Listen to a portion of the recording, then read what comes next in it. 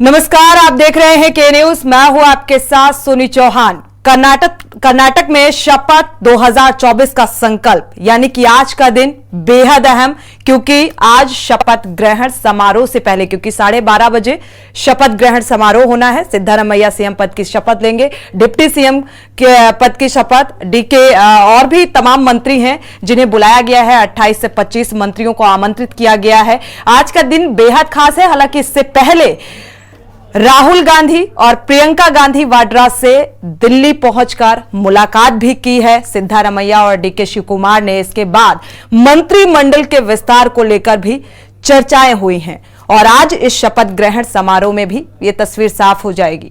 विपक्षी नेताओं को भी आमंत्रित किया गया है। इस लिहाज से भी बेहद अहम है, क्योंकि कांग्रेस एकजुटता का भी परिचय देगी। कर्नाटक में शपथ 2024 का संकल्प।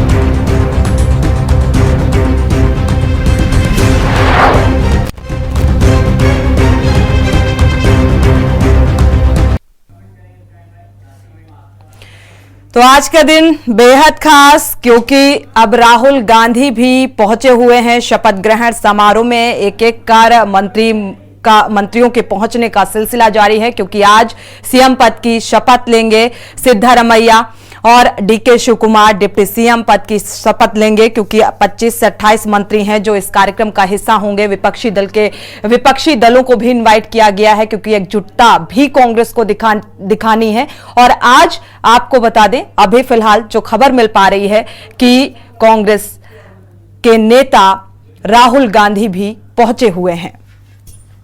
तो बेहद खास दिन, क्योंकि पूर्ण बहुमत के बाद कर्नाटक में सीएम पद की दावेदारी को लेकर जो नाम सामने आए, उसको लेकर आला कमान की बैठकें हुई और बैठकों के बाद लगातार रेस में ये दो नाम आगे आते रहे, सिद्धारमैया और डीके शिव कुमार का नाम। डीके शिव कुमार का नाम सीएम पद के लिए इसलिए आगे नहीं किया गया क्योंकि कांग्रेस को डर है कि कहीं इस बात का खामियाजा भी ना भुगतना पड़ जाए, क्योंकि एक आपराधिक छवि कहा जाए। कई आपराधिक मामले दर्ज हैं डीके शिव कुमार पर, और इसीलिए सिद्धारमैया को सीएम पद का दावेदार चुना गया। आज शपथ ग्रहण समारोह भी है। खास मेहमान भी जुड़े हुए हैं हमारे साथ इस चर्चा में। सादिक पासा जी हैं, राजनीतिक विश्लेषक हैं। स्वागत है आपका इस चर्चा में शामिल होने के लिए। राउफ मोहम्मद हैं, राजनीतिक विश्लेषक हैं, आपका भी स्वागत है इस चर्चा में शामिल होने के लिए। श्रीकांत काकतीकर हैं, वरिष्ठ पत्रकार हैं, आपका भी स्वागत है इस चर्चा में शामिल होने के लिए। मनोहर जी कुछ देर बाद जुड़ेंगे हमारे साथ, वरिष्ठ पत्रकार हैं। सबसे पहले सादिक जी, आपका रुख कर लेते हैं। कांग्रेस की कर्नाटक में अच्छी जीत हुई, क्या इसका प्रभाव आने वाले 2024 में देखने को मिल सकता है? और आज का दिन बेहद खास, क्योंकि आज शपथ ग्रहण समारोह भी है, राहुल गांधी पहुंचे हुए हैं इस कार्यक्रम में। जी हाँ मैडम, जो 2024 है, जो आने वाला इंतखाब जो है, उसका जवाब तो अभी दे चुकी है आवाम कर्नाटक की। जो आने वाले साल का जवाब इसी साल देकर, यानी कि पूर्ण बहुमत से जो 136 जो सीट लाना है, बहुत बड़ी बात है। और बहुत सालों के बाद इतनी बहुमत मिली है कि कांग्रेस को यहाँ पे बिल्कुल, और रहा ये पूरा 5 साल चलाएंगे। क्यों बोले तो ये टोटल मेजॉरिटी में कांग्रेस है। अगर ये 106 आती या 100 आती या 90 आती या जेडीएस आती, मिलके करते तो वो दल बदलाव काम चलता। लेकिन वो मौका जो दूसरे दल को नहीं मिला, जेडीएस को नहीं मिला, और पूरा बहुमत कांग्रेस को मिला। इस बार यहाँ की आवाम, कर्नाटक की आवाम, हिंदू और मुसलमान सारे मिलकर बहुमत देने से ये मेजॉरिटी में आए। ये सिर्फ मुसलमान की नहीं है, ये हिंदू ब्रदर्स की नहीं है, सारे मिलकर। क्यों बोले तो बीजेपी जो 5 साल यहाँ पर 3.5 साल जो बीजेपी के जो हुकूमत चली कर्नाटक में, तो सारे इसमें माइनॉरिटी के ऊपर बहुत से जुल्म हुआ है, माइनॉरिटी पर। और सबसे बड़ी बात टीवी चैनलों का इसमें बहुत बड़ा रोल रहा कि एक तबके को गिरा कर, माइनॉरिटी को गिरा कर, जो दूसरे तबके को उठाकर ये चंद लोग जो फिरका परस्त थे उन लोगों को उठाकर दिखा दिखा कर रहे, लोगों के जहनों में, आवाम के जहनों में बैठ गया कि ये फिर से गवर्नमेंट आ गई ठीक बात, तो बहुत यहाँ पे जुल्म होगा बोलकर। ठीक है सादिक जी, मीडिया पर हालांकि कई तरीके के लांछन इस तरीके के लगते रहते हैं। मीडिया अपना काम करता है, मैं अदर चैनल्स की बात नहीं करती हूं। अगर के न्यूज की बात करें तो जिम्मेदारी से हम हकीकत को दिखाते हैं। और आज कर्नाटक को लेकर हम चर्चा करने बैठे हैं। राउफ मोहम्मद जी आपके पास आएंगे। अगर देखा जाए कर्नाटक में कांग्रेस की पूर्ण बहुमत से जीत हुई, हार का खामियाजा बीजेपी को भुगतना पड़ा, क्योंकि इसकी वजह क्या मानते हैं आप? और आज शपथ ग्रहण समारोह है, देखा जाए सिद्धारमैया सीएम पद की शपथ ग्रहण करेंगे। राहुल गांधी पहुंचे हुए हैं इस शपथ ग्रहण समारोह में। डीके शिव कुमार को डिप्टी सीएम बनाया जाएगा, तो और तमाम मंत्री मंडल में अलग अलग जिम्मेदारी सौंपी जाएगी। इसको लेकर आपकी प्रतिक्रिया? सबसे पहले तो मैं आपके माध्यम से मैं हमारे नेशनल अध्यक्ष खड़गे जी, राहुल जी, सोनिया जी और प्रियंका जी और हमारे यहाँ के कर्नाटक यूनिट को भी मैं बधाई दूंगा जी। लेकिन यहाँ पर इशू ये है कि एक ही तबके के लोगों को तकलीफ नहीं हुई है, यहाँ पर सभी तबके के लोगों को, मतलब गरीब से लेकर पैसे वाला, इंडस्ट्रियलिस्ट, यहाँ पे इंडस्ट्रियलाइजेशन ही बंद हो गया है, यहाँ पे जॉब्स जनरेट नहीं हो रही हैं, लोग परेशान हैं, प्राइस राइस है, ये सब मुद्दे जो है कांग्रेस में फेवर किए हैं। और इसके अलावा गारंटी कार्ड जो कांग्रेस ने किया है, अनाउंस किया था मैनिफेस्टो में, वो कांग्रेस के फेवर में आया है। इससे कुछ लोगों को राहत मिलेगी, कुछ लोगों को, सभी को राहत नहीं मिलेगी, हमें नहीं मिलेगी, लेकिन कुछ लोगों को जो जरूरी है, जो डिजर्व करते हैं, उनको राहत मिलेगी। बिल्कुल, ये सब चीजें कांग्रेस के फेवर में वर्क करी हैं। और माइनॉरिटीज की बात है तो वो माइनॉरिटीज वन साइड हमेशा से वोट डालते आए हैं कांग्रेस के लिए, इस बार भी डाले हैं। और इसके अलावा वोक्कलिगास और लिंगायत जो डिवाइड होते थे जनता दल और कांग्रेस के बीच में, इस बार कंसोलिडेट होके वोक्कलिगा का वोट पूरा कांग्रेस की तरफ आया है। और कुछ हद तक लिंगायत का वोट भी कांग्रेस को मिला है। इसकी वजह से पार्टी पूर्ण बहुमत से इलेक्शन जीती है। और इस बार कोई जोड़ तोड़ करने का किसी को, बीजेपी को मौका नहीं मिला है। बैकरूम एंट्री जो लेना चाहते थे, वो सोच रहे थे, उसको वो कंप्लीटली जनता ने नकारा है। और इस बार अभी आने वाले 4 स्टेट हैं, हरियाणा है, मध्य प्रदेश है, छत्तीसगढ़ है, राजस्थान है, अगले साल तेलंगाना भी है। तो यहाँ पर छत्तीसगढ़ में तो कांग्रेस रिटेन करेगी, मध्य प्रदेश में स्ट्रांगली कमबैक करेगी, जिस तरीके से कांग्रेस यहाँ पर कर्नाटक में की है, या वहां पे भी जोड़ तोड़ का कोई मौका नहीं दिया जाएगा जी। और बिल्कुल, देखा जाए जीत के साथ साथ, कर्नाटक की जीत के साथ साथ जिम्मेदारी भी बड़ी हो गई है 2024 को फतेह करने की, तो एक बड़ी जिम्मेदारी है। और पीए फुल कमबैक होगी और ये एनडीए का दौर खत्म हो जाएगा, ये महंगाई का दौर खत्म होगा, ये सब चीजें, मतलब डिवाइसिव पॉलिटिक्स जो कहते हैं, ये सब खत्म हो जाएगा। चलिए, अच्छी बात है। पुराना दौर जो अच्छे दिन जो बोल रहे थे हमारे प्रधानमंत्री जी, वो अच्छे दिन अब आने वाले हैं। अभी तक अच्छे दिन नहीं आ रहे थे। श्रीकांत जी का रुख कर लेते हैं। श्रीकांत जी, इस बात से कितना इत्तेफाक रखते हैं कि अच्छे दिन का दावा तो प्रधानमंत्री नरेंद्र मोदी बार बार करते रहे, लेकिन अच्छे दिन यूपीए का देखा जाए तो कहा जा रहा है अब एनडीए जाएगी, यूपीए आएगी, तो अच्छे दिन आने की उम्मीद नजर आ रही है। और जीत के श्रेय की अगर बात करें तो क्या नए अध्यक्ष की वजह से ये जीत कर्नाटक की हुई है, क्या कहेंगे?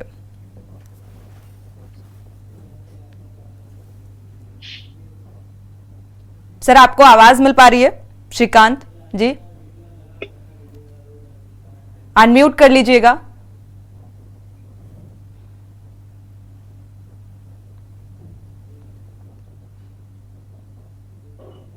अनम्यूट कर लीजिए सर जी।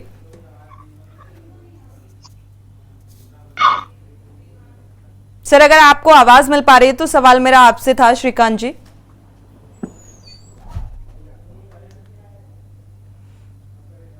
मुझे लग रहा है श्रीकांत जी को आवाज नहीं मिल पा रही है। मनोहर जी का रुख कर लेते हैं। मनोहर जी भी हमारे साथ जुड़ चुके हैं। स्वागत है सर आपका इस चर्चा में शामिल होने के लिए। मनोहर जी, देखा जाए कर्नाटक की जीत में कहीं ना कहीं कांग्रेस के नए अध्यक्ष को क्या वजह माना जा सकता है, क्या कहेंगे?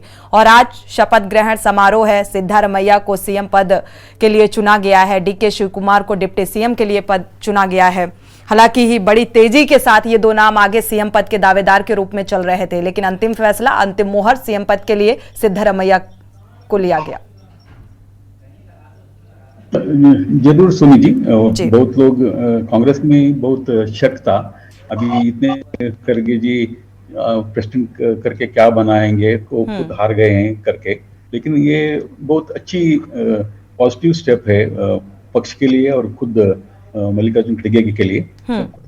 कोई भी नहीं सोचा था कांग्रेस आएंगे और उसके बल से वो सत्ता में आ जाएंगे करके। इस हिसाब से जरूर कांग्रेस के लिए और खड़गे की बहुत पॉजिटिव। श्रीकांत जी, आपको अगर आवाज मिल पा रही है तो एक बार मैं आपका रुख करना चाहूंगी। आवाज आ रही जी श्रीकांत जी, अगर देखा जाए सिद्धारमैया कर्नाटक के मुख्यमंत्री पद की शपथ लेंगे और पॉपुलैरिटी की अगर बात की जाए तो इस पॉपुलैरिटी का कितना फायदा अब आने वाले समय में कांग्रेस को मिलने वाला है? बहुत फायदा मिलने वाला है जी, क्योंकि जैसे सीएम पद के लिए जो कुछ भी बेसिकली अगर 2024 की बात की जाए, क्या लगता है 2024 में इस नाम का फायदा मिलेगा? बहुत बहुत बहुत बड़ा फायदा मिलने वाला है। इसीलिए तो सिद्धरामैया जी को उन्होंने सीएम बनाया है।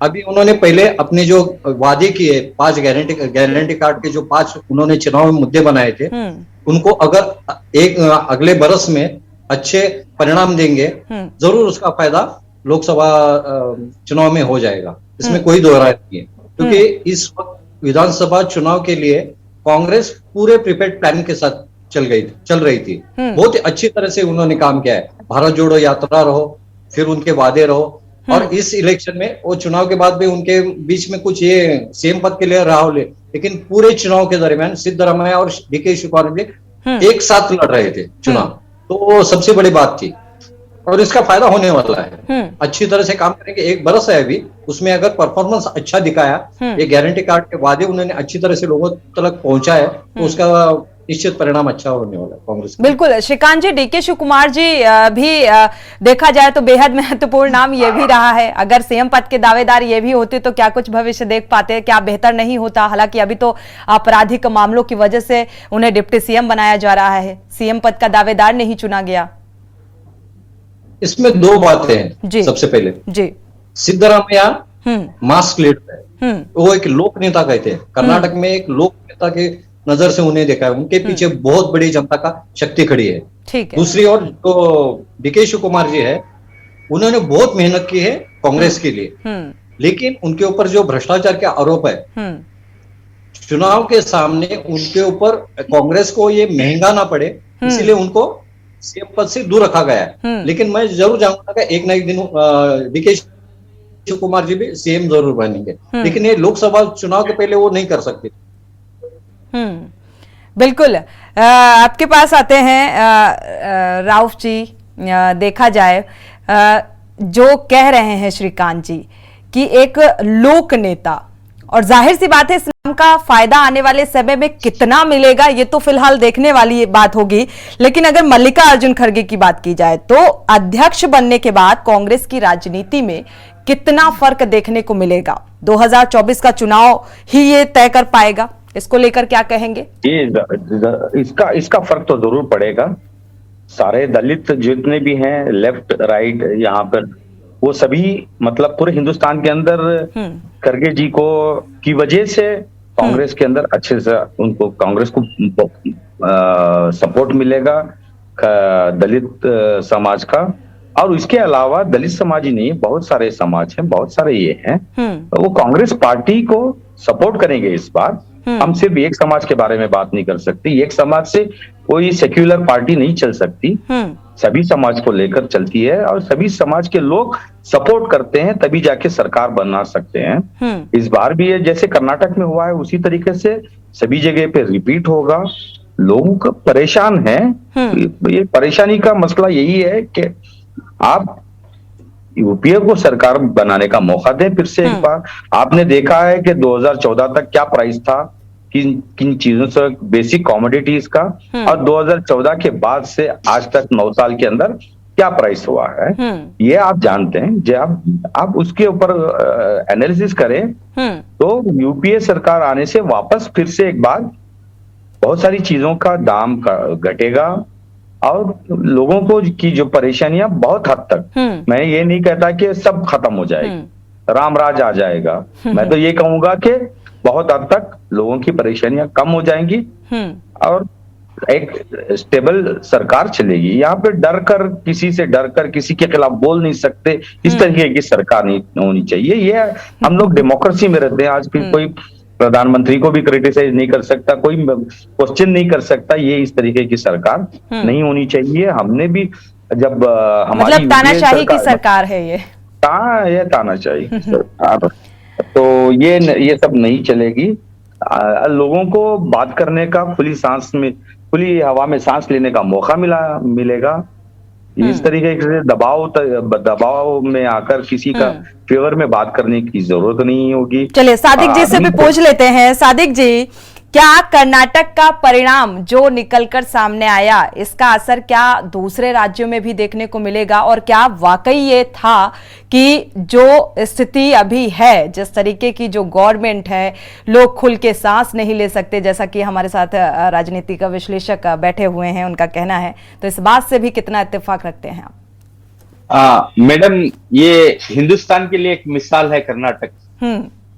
बदलाव आवाम चाहे या पब्लिक चाहे तो बदलाव ला सकती है, एक मिसाल है। और कर्नाटक के अंदर धर्म के नाम पे राजनीति नहीं चलेगी।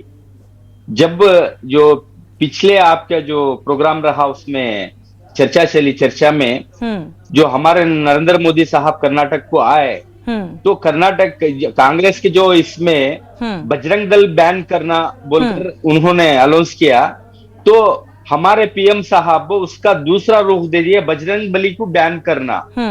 तो यहाँ की आवाम बजरंग दल को अच्छे अंदाज से जानती है। बजरंग दल से कितनी परेशानी हुई कर्नाटक के आवाम को, सारे कौम उसमें हिंदू और दलित है, क्रिश्चियन है, मुसलमान है, सबको बजरंग दल से कितना प्रॉब्लम हुआ सारे कर्नाटक में जानते हैं। उसे बजरंग बली का जो नाम लेकर इन्होंने चर्चा जो इन्होंने ये करे, तो वो आवाम को पसंद नहीं आया। यहाँ वहां की जनता ने नकार दिया, जनता ने नकार दिया, पसंद नहीं किया। और एक हमारे देश के प्रधानमंत्री इतना उसको बढ़ावा दिया कि इसे एक मुद्दा बनाकर इसी को चलाएंगे, इसी को हम बीजेपी को आगे लाएंगे बोलकर उनका जो प्लान था वो सारा नाकाम हो गया। जो यहाँ जो धर्म के नाम पे राजनीति नहीं चलेगी। सीटी रवि ने हजरत टीपू सुल्तान शहीद रहमतुल्लाह का नाम लेकर, हनुमान जी का नाम लेकर, दोनों का ये लेकर एक मुहिम चलाया, उसे भी पसंद नहीं करे। लेकिन और कर्नाटक के अंदर हमारे मुसलमान से ज्यादा दलित जो दूसरे तबके के हजरत टीपू सुल्तान शहीद साहब को चाहते हैं। जो अजेंडा करियप्पा बोलकर एक यहाँ का एक नालायक व्यक्ति है, उन्होंने झूठी किताब लिखी और झूठा ड्रामा बनाकर सारे कर्नाटक में प्रचार करा, तो उन्हीं को जवाब मुसलमान ने जवाब नहीं दिया। यहाँ के जो हिंदू है, सेकुलर हिंदू है, उन्होंने जवाब दिया। ये झूठा प्रोपेगेंडा जो 250 साल पुरानी हिस्ट्री को बदला कर इन्होंने जो टीपू सुल्तान को जो अलग रूप से बता रहे हैं, ये गलत कर रहे हैं बोल के, यहाँ पे भी ये लोग डैमेज हो गए। जो दलित जो समुदाय है यहाँ पे बहुत ज्यादा है, वो सारे टीपू सुल्तान को चाहते हैं। और उन्होंने भी इस इलेक्शन में वो दिमाग में रखा, दिलों में रखकर जवाब वोट की शक्ल में दिया इन्हीं को। जो रहा 2024 का जो रिजल्ट आएगा, यही आएगा कर्नाटक से, तो यही आएगा। और एक मिसाल बन गई हिंदुस्तान के लिए, सारे जगह बदलाव आएगा। और गरीबी के नाम पर, भूखमरी के नाम पर, तरक्की के नाम पर इन्होंने ये नहीं किया, ये लोग धर्म के नाम पे करे। और एक यहाँ के एक मंगलूर का एमएलए था, मंगलूर का एक शासक, वो उसकी स्पीचों में क्या रहा, हम खाना नहीं पूछो, पानी नहीं पूछो, तरक्की मत पूछो, रोडो मत पूछो, तुम सिर्फ लव जिहाद के ऊपर बात करो, हमारे बेटियों को बचा लेंगे, उसके ऊपर हम काम करेंगे बोले तो कौन सी आवाम मानेगी? कोई नहीं मानेगा। जो भी रहता सेकुलर रहे कोई नहीं मानेगा। उसका जवाब जो दिया है, ये जो 136 सीटें जो आई, ये 88% मुसलमान है, और सारे जो मिलकर सारे, जैसे हमारे जो दोस्त ने कहा था कि सारे वकलीगा और लिंगायत हैं, दलित हैं, रेड्डीज हैं, ये सारे मिलकर एक बनकर वोट करे इस बार। जो कुल मिलाकर कर्नाटक की जनता ने ये बता दिया है कि आपको अपनी रणनीति में बदलाव करना होगा, धर्म की राजनीति से इतर विकास के मुद्दे पर आपको आना होगा और जनता के बीच जनता की समस्याओं यानी कि बेसिक मुद्दों पर ध्यान देना होगा, चाहे वो महंगाई हो, बेरोजगारी हो। मनोहर जी, इस बात से कितना इत्तेफाक रखते हैं? कर्नाटक की जनता ने इसी बात को लेकर नकारा है? सुमित जी, लग रहा है ये चर्चा अलग तरीके से चल रहा है। देखिए, कर्नाटक में अभी चुनाव के इतिहास अब देखा जाए तो 1978 से जो भी चुनाव हुआ है, 1985 छोड़ के जो भी सत्ता में पक्ष था उसको हटाया गया है। और इसलिए हटाया गया है, दूसरी पार्टी इसलिए है कि वो जो सत्ता में उसको हटाने के लिए। अगर इस बार की आप स्टैटिस्टिक्स देख लेते, वोटिंग पोलिंग परसेंटेज, कांग्रेस का परसेंटेज 5% ज्यादा हो गया है और जेडीएस का 5% कम हुआ है, लेकिन बीजेपी का सिर्फ 0.26% कम हुआ है। अगर आप स्टैटिस्टिक्स पोलिंग के हिसाब देख लिए तो। और हमेशा यहाँ कर्नाटक में जब कोई भी, अगर कांग्रेस सरकार रही तो लोकसभा इलेक्शन में बीजेपी आ जाएगा, अगर वहां बीजेपी है तो यहाँ कांग्रेस आ जाएगा।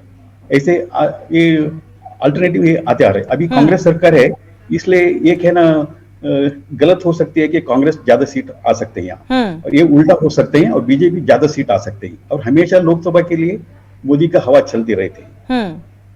शायद कांग्रेस सत्ता में आ गया करके लोकसभा चुनाव में इसका नतीजा हो जाएगा, अच्छे नतीजा हो जाएगा, शायद अभी बोलना बहुत मुश्किल लगेगा, ये ठीक नहीं लगेगा। बिल्कुल ठीक है, अभी थोड़ा जल्दबाजी है ये कह देना कि सत्ता परिवर्तन में क्या कुछ बदलाव देखने को मिलेंगे, लेकिन बात क्योंकि जो बीत गया, आज शपथ ग्रहण समारोह है। कर्नाटक विधानसभा के रिजल्ट आने के 7 दिन बाद कांग्रेस सरकार का आज शपथ ग्रहण समारोह बेंगलुरु के कांतिरावा स्टेडियम में दोपहर 12:30 बजे रखा गया है। वक्त हो चला है एक छोटी सी ब्रेक का। ब्रेक से जब वापस आएंगे तो चर्चा को आगे बढ़ाएंगे। आप देख रहे हैं के न्यूज, खबरों का सारथी।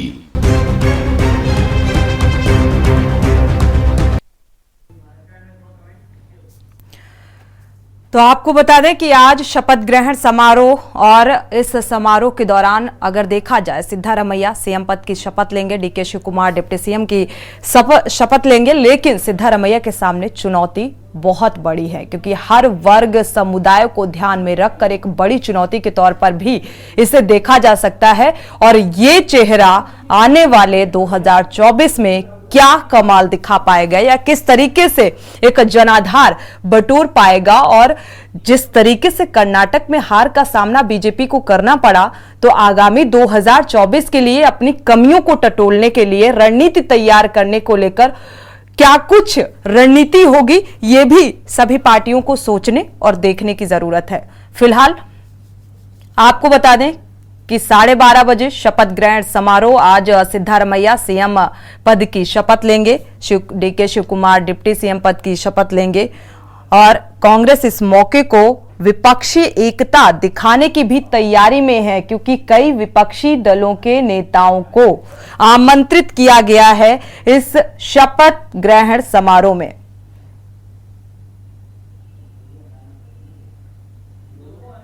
तो भाजपाई खेमे के लिए एकजुटता दिखाने का एक और मौका मिला है पार्टी को।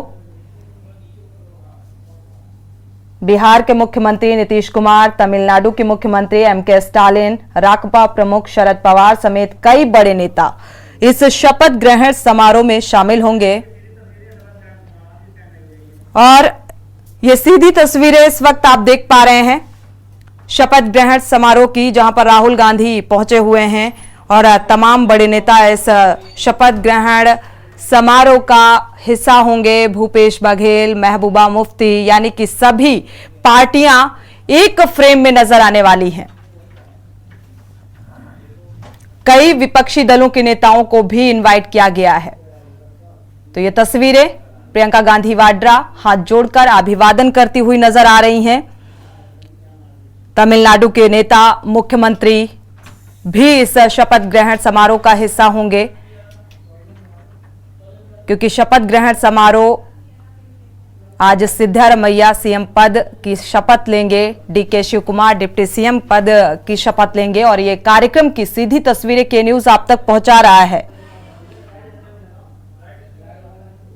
तो 8 विधायक भी इस कार्यक्रम का हिस्सा होंगे, जिनको एक अलग अलग जिम्मेदारी सौंपी जाएगी। आप ये सीधी तस्वीरें इस वक्त देख पा रहे हैं। बेंगलुरु में भव्य शपथ समारोह का आयोजन किया गया है। कांग्रेस नेता राहुल गांधी हाथ जोड़कर अभिवादन करते हुए, प्रियंका गांधी वाड्रा भी पहुंच चुकी हैं, महबूबा मुफ्ती,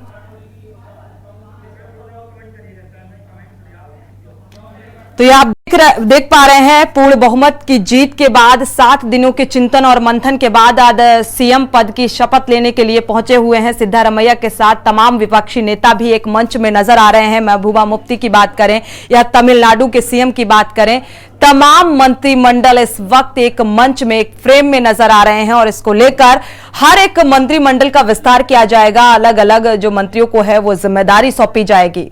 ये सीधी तस्वीरें इस वक्त आप देख पा रहे हैं कर्नाटक से। तो 2023 में सिद्धारमैया सीएम पद की शपथ लेंगे और इसके बाद एक बड़ी चुनौती 2024 को फतेह करने की। तो बिहार के मुख्यमंत्री नीतीश कुमार भी शपथ समारोह का हिस्सा है। तमिलनाडु के मुख्यमंत्री एमके स्टालिन, राकपा प्रमुख शरद पवार समेत कई बड़े नेता इस शपथ समारोह में शामिल होने के लिए पहुंचे हुए हैं।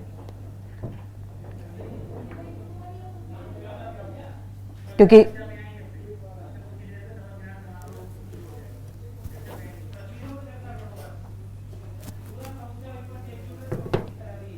तो ये तस्वीरें, फिलहाल सीधी तस्वीरें आप देख पा रहे हैं। तमाम विपक्षी दल के नेता एकजुट होते नजर आ रहे हैं। 8 विधायक भी मंत्री पद की शपथ लेंगे। अपनी चर्चा में वापस लौटते हैं, हमारे साथ खास मेहमान जुड़े हुए हैं। सादिक पासा जी, आपके पास आएंगे। अगर देखा जाए भाजपाई खेमे के लिए भी एकजुटता दिखाने का ये वक्त है, जिस तरीके से एक मंच में ये सारे नेता नजर आ रहे हैं विपक्षी दल के। जी मैडम जी, तो यहाँ जो कर्नाटक की जो जनता का जो सोच है और इस बार जो बीजेपी से आने वाले शासक भी जो थे, ये कांग्रेस से जुड़े, उन्होंने भी उनकी भी 1-2 एमएलए की जीत होकर है यहाँ पे। और दूसरी बात ये रही, अब रहा यहाँ पे जो इस बार चेहरा डीके शिव कुमार साहब का था, जो इलेक्शन में जो तेजी से और जोरदारी से जो डीके शिव कुमार ने जो मेहनत की और उसका एक अच्छा परिणाम आया, तो लास्ट आखिरी इस तक भी यहाँ के अवाम में डीके शिव कुमार के ऊपर ये रख कर थी कि वो इस बार सीएम बनेंगे बोलकर। अब रहा सिद्धरामैया जी भी एक अच्छे सीएम है, 2 बार सीएम बन चुके हैं। अच्छा ये है, अवाम उन्हीं को भी चाहती है, इन्हीं को भी चाहती है। अब जो रहा 2.5 साल, ये 2.5 साल वो जो तय कर है कांग्रेस यहाँ की, जो बहुत अच्छी बात है। ये जो प्लानिंग है 2024 की है।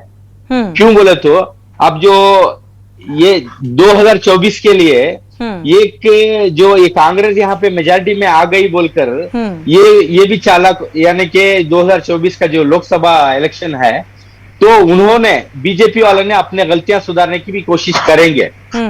अब उनका एजेंडा बदलाएंगे, वो तरक्की के ऊपर, तरक्की के नाम पर, इस पर नहीं तो सीएए, एनआरसी ये लाएंगे, कुछ ना कुछ लाएंगे। ठीक बात। राव जी, आपके पास आएंगे। बीजेपी को अपनी रणनीति में क्या कुछ बदलाव करने की जरूरत है ताकि 2024 में अभी काफी टाइम, काफी 9 साल जो है वो एक बहुत लंबा समय होता है। जो 9 साल में नहीं कर सके वो 1 साल में क्या क्या करेंगे। तो अभी उनकी रणनीति जो है डेवलपमेंट के ऊपर वो बात नहीं कर सकते। उन्होंने ऑलरेडी जो जो करना था डैमेज देश की जनता के लिए वो उन्होंने कर चुके हैं।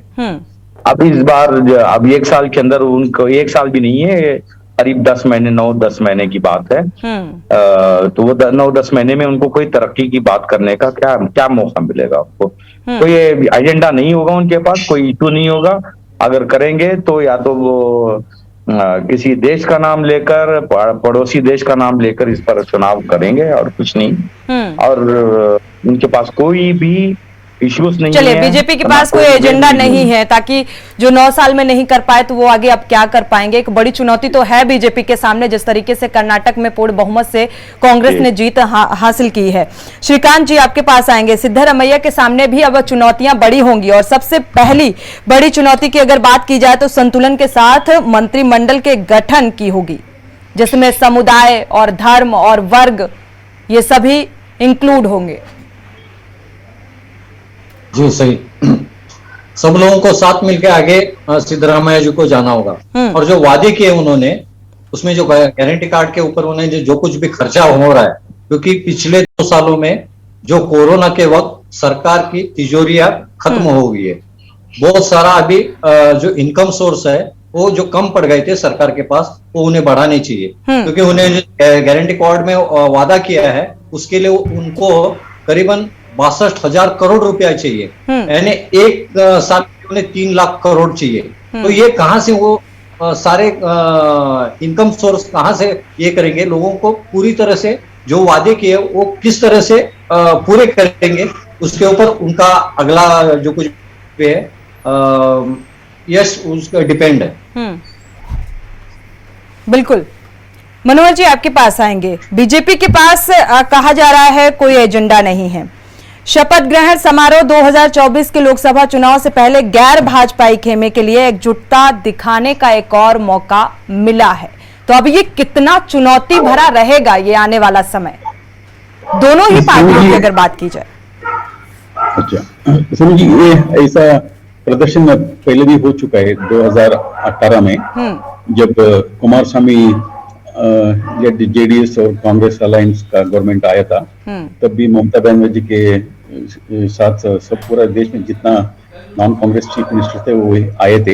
लेकिन बाद में क्या हुआ आप देख चुके हैं, 1 बरस के बाद वही सरकार गिर गई। जो भी उसको बुलाते हैं जो आ जाते हैं बात अलग है, लेकिन चुनाव का जीतने का हारने का मामला भी अलग होता है। देखिए अभी सब बता रहे हैं सिद्धरामैया जननायक है, पॉपुलर लीडर है, मास लीडर है। अगर ऐसी बात रहे तो वो 2013 से 18 तक पूरा टर्म सत्ता में था। अगर उन्होंने बहुत अच्छे एडमिनिस्ट्रेशन दिया है, एडमिनिस्ट्रेशन प्रोग्राम दिया है बताए, तो फिर कांग्रेस पार्टी क्यों हार गए? देखिए पहली बार डीके शिव कुमार चीफ मिनिस्टर बनना चाहते थे और सिद्धरामैया 75 के ऊपर है और डीके शिव कुमार 61 है। कांग्रेस के भविष्य के हित से डीके शिव कुमार कर सकते थे। अपने आप अपने भविष्य में क्यों ऐसे मौका ले लिए? और सभी लोग जानते हैं सिद्धरामैया क्या है, डीके शिव कुमार क्या है करके। जो 5 वर्ष सत्ता में रहने के बावजूद और पक्ष जब पराजित हो गए, ऐसे व्यक्ति को फिर मुख्यमंत्री चुनने का क्या जरूरत है? शायद अभी जल्दी है 2026 में क्या हो सकता है क्या नहीं हो सकता है करके, लेकिन देखना पड़ेगा। ये गारंटी का मामला आप बता रहे थे, देखिए अभी 4% करके डीए अनाउंस किए गए हैं स्टेट गवर्नमेंट एम्प्लॉय के लिए, और उसके साथ वेज कमीशन के हिसाब से 17% देना आ रहा है। मनोहर जी आप तस्वीरें भी देख पा रहे हैं, अगर तो तस्वीरों को देखकर भी बताइएगा कि 2024 की राह इतनी आसान होने वाली नहीं है, क्योंकि 2024 की दौड़ में जिस तरीके से तैयारी सभी पार्टियों की नजर आ रही है वो बेहद चुनौतीपूर्ण है। जी नहीं, उसमें कोई शक नहीं है। देखिए कोई सत्ता में हो या ना हो, सभी पक्ष जितनी कोशिश कर सकते हैं जरूर करेंगे। लोगों का मान या सोच क्या है वो बात अलग है, लेकिन सभी पक्ष, सभी जितना भी उनका पास बल है वो प्रदर्शन करेंगे और बहुत मेहनत करेंगे, उसमें कोई शक नहीं है। और अभी तक देखिए, और इस चुनाव का और एक परिणाम का नतीजा आप देख सकते हैं। अभी तक जेडीएस को किंग मेकर या किंग बनाने वाला करके बता के आ रहे थे, अभी वो स्थान से वो छूट गए हैं। उसका मतलब ही नहीं है। देखिए अभी सीधा अभी कांग्रेस और बीजेपी शानदार ये हो जाएगा मुकाबला। चलिए, शानदार मुकाबले की, लेकिन ये तस्वीरें बहुत कुछ बयां कर रही हैं। इस वक्त जो टीवी स्क्रीन में आप देख पा रहे हैं, आपके पास आएंगे श्रीकांत जी। देखा जाए तो तस्वीरों में विपक्षी दल की नेताओं की जो एकता है वो कितनी भारी पड़ने वाली है बीजेपी के लिए, या ये कहा जाए चुनौतीपूर्ण होने वाली है 2024 के लिहाज से अगर बात की जाए।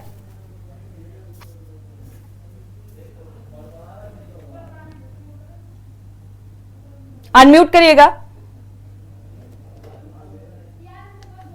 हेलो हेलो जी, हेलो, सुन पा रहे हैं सर आपको।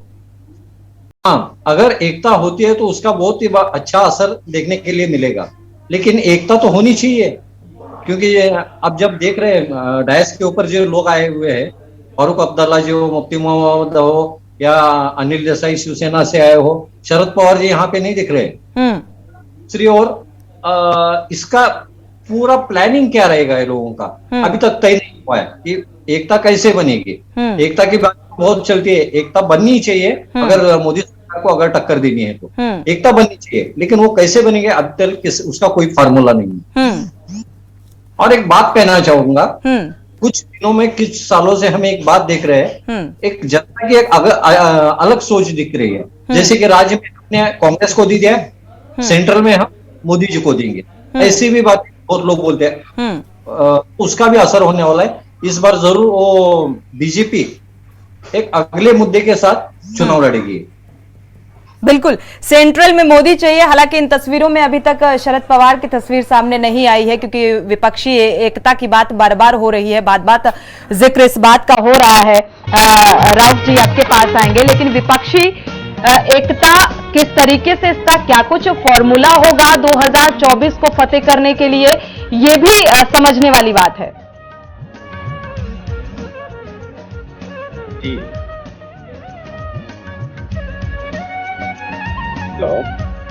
जी जी राउत जी, अगर आप सुन पा रहे हैं, हालांकि ये तस्वीरें बेहद अहम है इस वक्त। जी सुन पा रहे हैं, आपके पास वापस लौटेंगे। फिलहाल ये बेहद खास तस्वीरें, शपथ सर आपके पास वापस लौटते हैं। जी तस्वीरें इस वक्त बेहद अहम आप देख पा रहे हैं। शपथ समारोह के मंच में जो नेता है, जो दिग्गज है, इस बीच नजर आ रहे हैं मेल मिलाप करते हुए, क्योंकि ये बेहद अहम शपथ ग्रहण समारोह सिद्ध।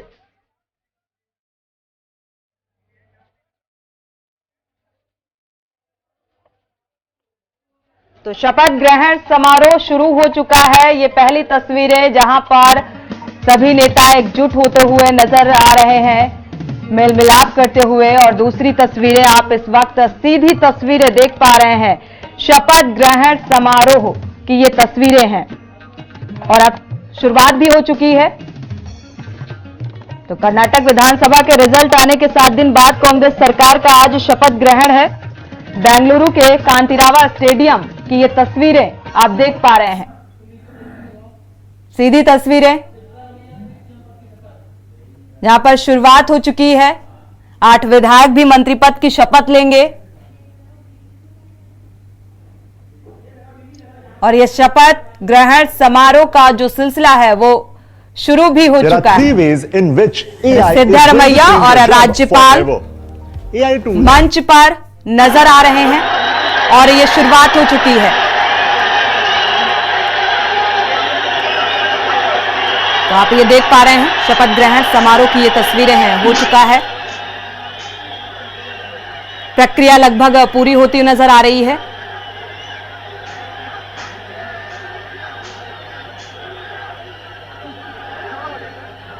तो राज्यपाल और सिद्धारमैया और तमाम बड़े नेता इस बीच शपथ ग्रहण समारोह में नजर आ रहे हैं।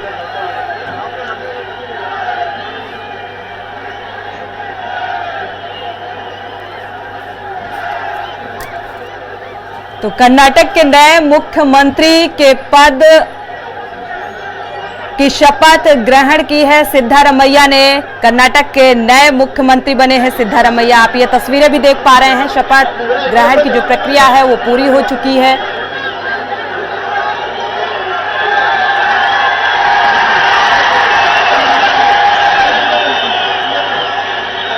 तो खुशी, एक हाव भाव, माननीय मुख्यमंत्री लोग बधाई देते हुए नजर आ रहे हैं। माननीय राज्यपाल ये मंच से सीधी तस्वीरें के न्यूज आपको दिखा रहा है।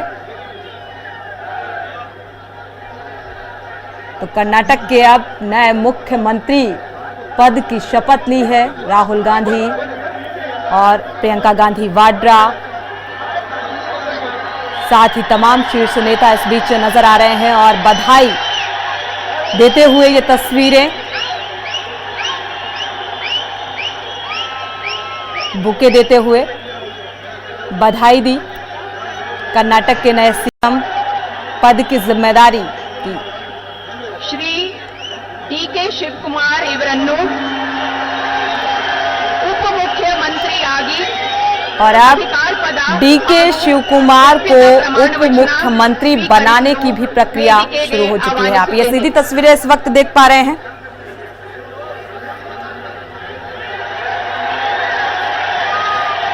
बेंगलुरु के कांतिरावा स्टेडियम की ये तस्वीरें हैं। तो डी.के. शिवकुमार भी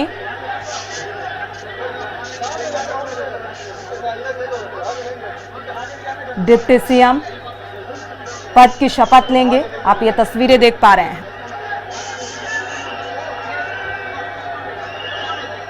हालांकि लगातार ये असमंजस की स्थिति बनी हुई थी सीएम पद की दावेदारी को लेकर, लेकिन अंतिम मुहर लगती हुई नजर आ रही है। और डी.के. शिवकुमार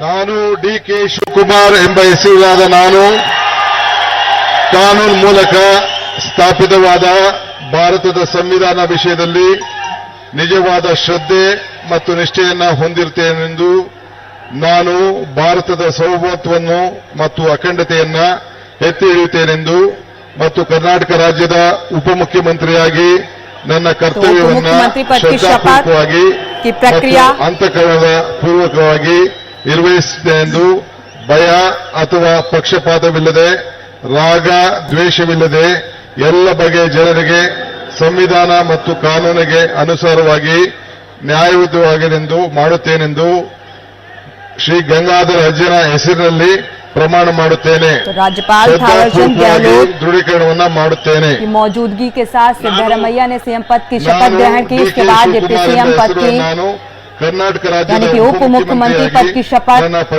डी.के. शिवकुमार ಅಥವಾ ನನ್ನ ತಿಳಿಯ ಬಯಸುವ ಯಾವುದೇ ವಿಷಯವನ್ನ ರಾಜ್ಯದ ಉಪಮುಖ್ಯಮಂತ್ರಿಯಾಗಿ ನನ್ನ ಕರ್ತವ್ಯ ಯುಕ್ತ ನಿರ್ವಹಣೆ ಅಗತ್ಯವಾದಂತಹ ಸಂದರ್ಭದಲ್ಲದೆ ಅನ್ಯಥಾ ಯಾವುದೇ ವ್ಯಕ್ತಿ ಅಥವಾ ವ್ಯಕ್ತಿಗಳಿಗೆ ಪ್ರತ್ಯಕ್ಷವಾಗಿ ಅಥವಾ ಪರೋಕ್ಷವಾಗಿ ತಿಳಿಸುವುದಿಲ್ಲ ಅಥವಾ ಬಹಿರಂಗಪಡಿಸುವುದಿಲ್ಲ ಎಂದು ಗಂಗಾಧರ ಅಜ್ಜರ ಹೆಸರಿನಲ್ಲಿ ನಾನು ಪ್ರಮಾಣ ಮಾಡುತ್ತೇನೆ, ಶ್ರದ್ಧಾಪೂರ್ವಕವಾಗಿ ದೃಢೀಕರಣ ಮಾಡುತ್ತೇನೆ। लगातार 8 बार चुनाव जीतने के बाद डिप्टी सीएम पद की शपथ लेते हुए डी.के. शिवकुमार की ये तस्वीरें आप देख पा रहे हैं। तो डी.के. शिवकुमार को डिप्टी सीएम पद की जिम्मेदारी सौंपी गई है।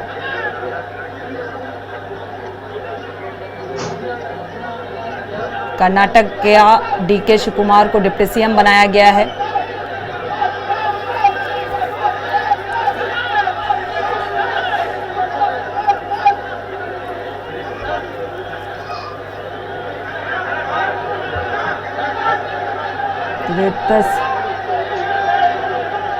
ಮಾನ್ಯ ಉಪಮುಖ್ಯಮಂತ್ರಿಗಳಿಗೆ ಹೂಗುಚ್ಛವನ್ನು ನೀಡುವ ಮುಖಾಂತರ ಮಾನ್ಯ ರಾಜ್ಯಪಾಲರು ಅಭಿನಂದನೆ ಸಲ್ಲಿಸುತ್ತಿದ್ದಾರೆ।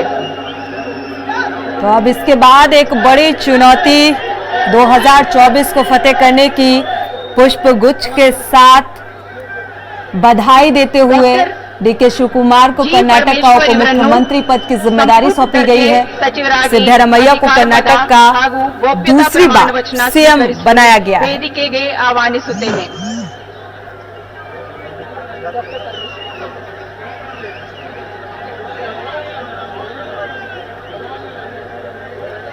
तो हालांकि मंत्रिमंडल के विस्तार को लेकर पहले ही डीके शिवकुमार और सिद्धरामैया ने कांग्रेस नेता राहुल गांधी और प्रियंका गांधी वाड्रा से मुलाकात की थी, क्योंकि मंत्रिमंडल को लेकर 8 विधायकों को भी एक अहम जिम्मेदारी सौंपनी है और अब ये इस प्रक्रिया की भी शुरुआत होती नजर आ रही है।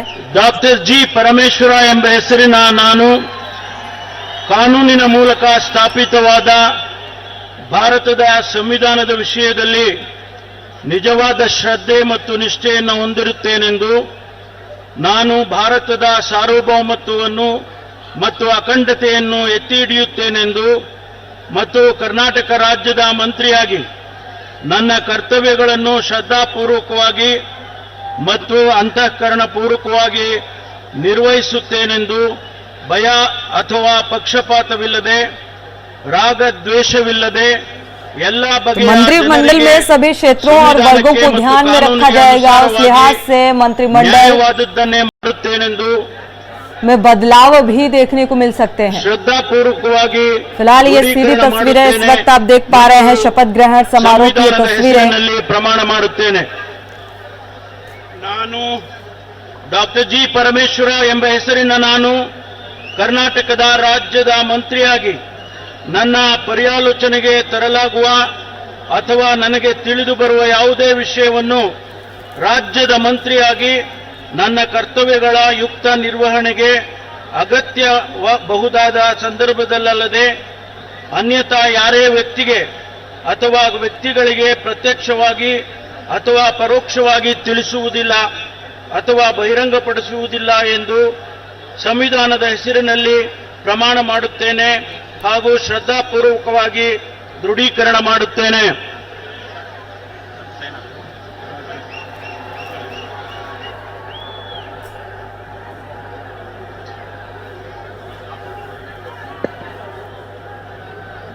तो मंत्रियों की शपथ की प्रक्रिया शुरू है।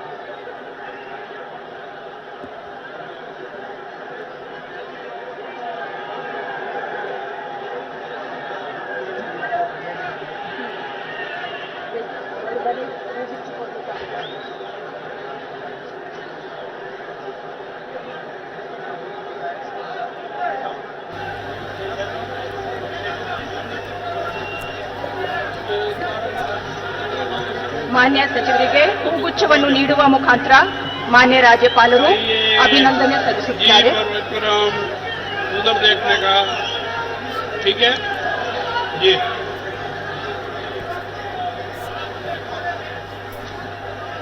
तो एक एक कर मंत्रिमंडल की जिम्मेदारी सौंपी जा रही है। सबसे पहला नाम जो निकलकर सामने आया है डॉक्टर जी परमेश्वर का, जो डिप्टी सीएम पद के प्रबल दावेदार माने जा रहे थे। उन्हें मंत्रिमंडल की अहम जिम्मेदारी से नवाजा गया है और बुके देकर बधाई दी गई।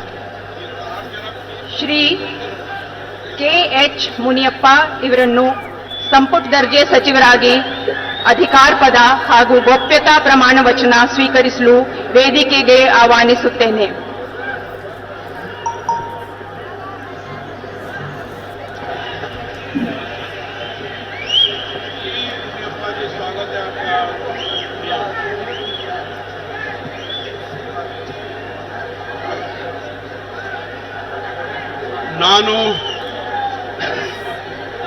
ನಾನು ಕಂಬದಳ್ಳಿ ಹನುಮಪ್ಪ ಮುನಿಯಪ್ಪ ಎಂಬ ಹೆಸರಿನ ನಾನು ಕಾನೂನಿನ ಮೂಲಕ ಸ್ಥಾಪಿತವಾದ ಭಾರತ ಸಂವಿಧಾನ ವಿಷಯದಲ್ಲಿ ನಿಜವಾದ ಶ್ರದ್ಧೆ ಮತ್ತು ನಿಷ್ಠೆಯನ್ನು ಹೊಂದಿರುತ್ತೇನೆಂದು, ನಾನು ಭಾರತ ಸಾರ್ವಭೌಮತ್ವವನ್ನು ಮತ್ತು ಅಖಂಡತೆಯನ್ನು ಎತ್ತಿ ಹಿಡಿಯುತ್ತೇನೆಂದು ಮತ್ತು ಕರ್ನಾಟಕ ರಾಜ್ಯದ ಮಂತ್ರಿಯಾಗಿ ನನ್ನ ಕರ್ತವ್ಯಗಳನ್ನು ಶ್ರದ್ಧಾಪೂರ್ವಕವಾಗಿ ಮತ್ತು ಅಂತಃಕರಣಪೂರ್ವಕವಾಗಿ ನಿರ್ವಹಿಸುತ್ತೇನೆಂದು ಭಯ ಅಥವಾ ಪಕ್ಷಪಾತವಿಲ್ಲದೆ ರಾಗದ್ವೇಷವಿಲ್ಲದೆ ಎಲ್ಲ ಬಗೆಯ ಜನರಿಗೆ ಸಂವಿಧಾನಕ್ಕೆ ಮತ್ತು ಕಾನೂನಿಗೆ ಅನುಸಾರವಾಗಿ ನ್ಯಾಯವಾದಿಯನ್ನೇ ಮಾಡುತ್ತೇನೆಂದು ದೇವರ ಹೆಸರಿನಲ್ಲಿ ಪ್ರಮಾಣ ಮಾಡುತ್ತೇನೆ.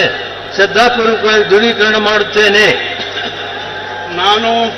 ನಾನು ಕಮ್ಮರಳ್ಳಿ ಹನುಮಪ್ಪ ಮುನಿಯಪ್ಪ ಎಂಬ ಹೆಸರನ್ನ ಕರ್ನಾಟಕ ರಾಜ್ಯದ ಮಂತ್ರಿಯಾಗಿ ನನ್ನ ಪರ್ಯಾಲೋಚನೆಗೆ ತರಲಾಗುವ ಅಥವಾ ನನಗೆ ತಿಳಿದು ಬರುವ ಯಾವುದೇ ವಿಷಯವನ್ನು ರಾಜ್ಯದ ಮಂತ್ರಿಯಾಗಿ ನನ್ನ ಕರ್ತವ್ಯಗಳನ್ನು ಯುಕ್ತ ನಿರ್ವಹಣೆಗೆ ಅಗತ್ಯವಾಗಬಹುದಾದ ಸಂದರ್ಭವನ್ನಲ್ಲದೆ ಅಥವಾ ಅನ್ಯಥಾ ಯಾರೇ ವ್ಯಕ್ತಿಗೆ ಅಥವಾ ವ್ಯಕ್ತಿಗಳಿಗೆ ಪ್ರತ್ಯಕ್ಷವಾಗಿ ಅಥವಾ ಪರೋಕ್ಷವಾಗಿ ತಿಳಿಸಿಲ್ಲ ಅಥವಾ बहिरंगपಡಿಸುತ್ತಿಲ್ಲ ಎಂದು KH मुनियप्पा का नाम भी सामने आ रहा है, जिन्हें मंत्रिमंडल की जिम्मेदारी सौंपी गई है और एक एक कर ये प्रक्रिया पूरी की जा रही है। ये सीधी तस्वीरें आप देख पा रहे हैं। कर्नाटक के नए मुख्यमंत्री के तौर पर कांग्रेस नेता सिद्धरामैया ने शपथ ग्रहण किया और इसके बाद DK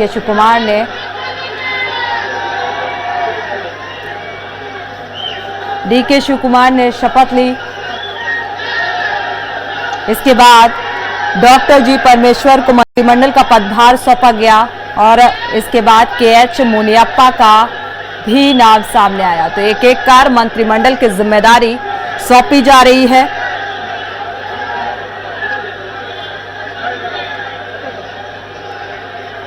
तो कर्नाटक सरकार के लिए जी परमेश्वर ने कैबिनेट मंत्री पद की शपथ ली है, यानी कि कैबिनेट मंत्री पद की शपथ KH मुनियप्पा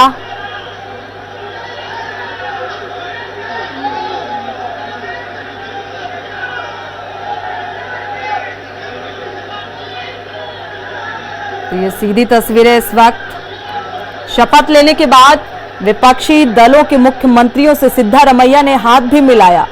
कर्नाटक के सीएम सिद्धरामैया ने शपथ लेने के बाद समारोह में शामिल होने आए बिहार के सीएम नीतीश कुमार, छत्तीसगढ़ के सीएम भूपेश बघेल, हिमाचल प्रदेश के सीएम सुखविंदर सिंह सुक्खू और बिहार के डिप्टी सीएम तेजस्वी यादव भी यहां पर पहुंचे हुए थे। नवनिर्वाचित कर्नाटक सरकार के शपथ ग्रहण समारोह में शामिल हुए और एक एक कर शपथ ग्रहण के बाद हाथ मिलाया।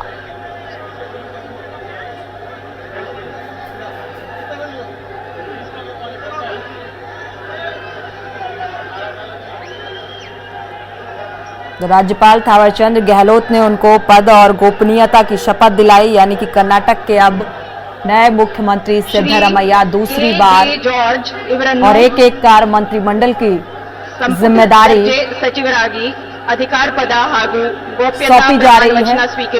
ये सीधी तस्वीरें इस वक्त आप देख पा रहे हैं। KJ ಜಾರ್ಜ್ ಎಂಬ ಹೆಸರನ್ನ ನಾನು ಕಾನೂನಿನ ಮೂಲಕ ಸ್ಥಾಪಿತವಾದ ಭಾರತದ ಸಂವಿಧಾನದ ವಿಷಯದಲ್ಲಿ ನಿಜವಾದ ಶ್ರದ್ಧೆ ಮತ್ತು ನಿಷ್ಠೆಯನ್ನು ಹೊಂದಿರುತ್ತೇನೆಂದು, ನಾನು ಭಾರತದ ಸಾರ್ವಭೌಮತ್ವವನ್ನು ಮತ್ತು ಅಖಂಡತೆಯನ್ನು ಎತ್ತಿ ಹಿಡಿಯುತ್ತೇನೆಂದು ಮತ್ತು ಕರ್ನಾಟಕ ರಾಜ್ಯದ ಮಂತ್ರಿಯಾಗಿ ನನ್ನ ಕರ್ತವ್ಯಗಳನ್ನು ಶ್ರದ್ಧಾಪೂರ್ವಕವಾಗಿ ಮತ್ತು ಅಂತಃಕರಣಪೂರ್ವವಾಗಿ ನಿರ್ವಹಿಸುತ್ತೇನೆಂದು ಭಯ ಅಥವಾ ಪಕ್ಷಪಾತವಿಲ್ಲದೆ ರಾಗ ದ್ವೇಷವಿಲ್ಲದೆ ಎಲ್ಲಾ ಬಗೆಯ ಜನರಿಗೆ ಸಂವಿಧಾನಕ್ಕೆ ಮತ್ತು ಕಾನೂನಿಗೆ ಅನುಸಾರವಾಗಿ ನ್ಯಾಯವಾದುದನ್ನೇ ಮಾಡುತ್ತೇನೆಂದು ದೇವರ ಹೆಸರಿನಲ್ಲಿ ಪ್ರಮಾಣ ಮಾಡುತ್ತೇನೆ. ನಾನು KJ ಜಾರ್ಜ್ ಎಂಬ ಹೆಸರಿನ ನಾನು ಕರ್ನಾಟಕ ರಾಜ್ಯದ ಮಂತ್ರಿಯಾಗಿ ನನ್ನ ಪರ್ಯಾಲೋಚನೆಗೆ ತರಲಾಗುವ ಅಥವಾ ನನಗೆ ತಿಳಿದು ಬರುವ ಯಾವುದೇ ವಿಷಯವನ್ನು ರಾಜ್ಯದ ಮಂತ್ರಿಯಾಗಿ ನನ್ನ ಕರ್ತವ್ಯಗಳ ಯುಕ್ತ ನಿರ್ವಹಣೆಗೆ ಅಗತ್ಯವಾಗಬಹುದಾದ ಸಂದರ್ಭದಲ್ಲದೆ ಅನ್ಯಥಾ ಯಾರೇ ವ್ಯಕ್ತಿಗೆ ಅಥವಾ ವ್ಯಕ್ತಿಗಳಿಗೆ ಪ್ರತ್ಯಕ್ಷವಾಗಿ ಅಥವಾ ಪರೋಕ್ಷವಾಗಿ ತಿಳಿಸುವುದಿಲ್ಲ ಅಥವಾ ಬಹಿರಂಗಪಡಿಸುವುದಿಲ್ಲ ಎಂದು ದೇವರ ಹೆಸರಿನಲ್ಲಿ ಪ್ರಮಾಣ ಮಾಡುತ್ತೇನೆ.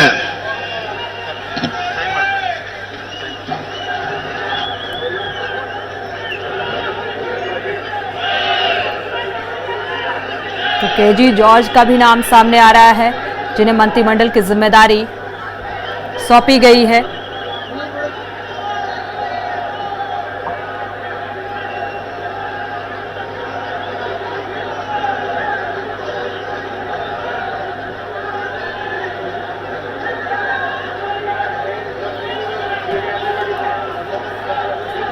ये सीधी तस्वीरें इस वक्त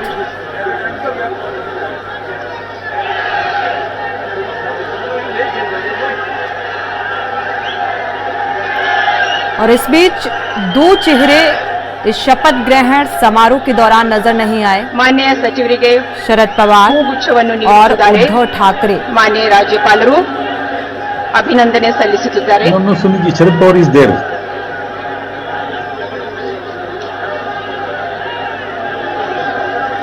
तो कैबिनेट मंत्रिमंडल की जिम्मेदारी एक एक कर सौंपी जा रही है।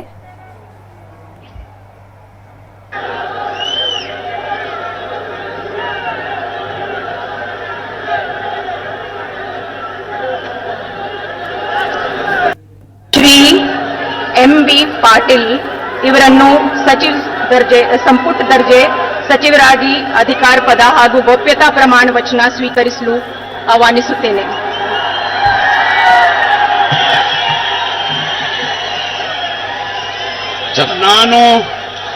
ನಾನು ಎಂ.ಬಿ. ಪಾಟೀಲ್ ಹೆಸರು ನಾನು